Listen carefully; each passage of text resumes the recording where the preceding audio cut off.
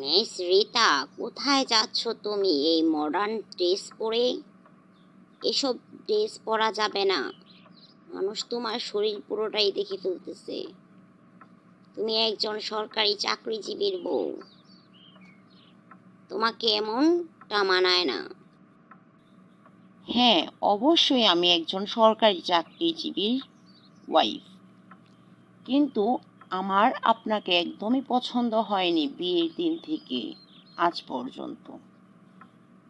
আমি ভাবছিলাম আপনি বিসিএস ক্যাডার, যেহেতু আপনি ভালো টাকা আর্ন করতে পারেন, আপনার এই গরিবের সংসারে আমি থাকতে পারবো না।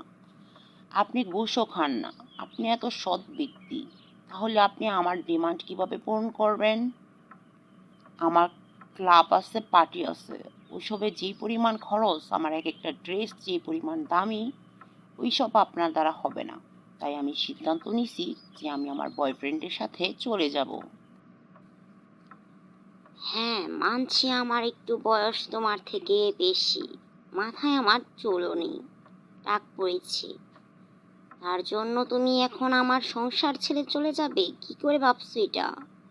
আমাদের একটা বাচ্চা আছে, তার কথায় তুমি ভাববে না একবারও? প্রিয় স্ত্রী, তুমি আমাকে ছেড়ে চলে যেও না। আমি তোমাকে আরো বেশি করে টাকা দেব, যেভাবেই হোক না কেন।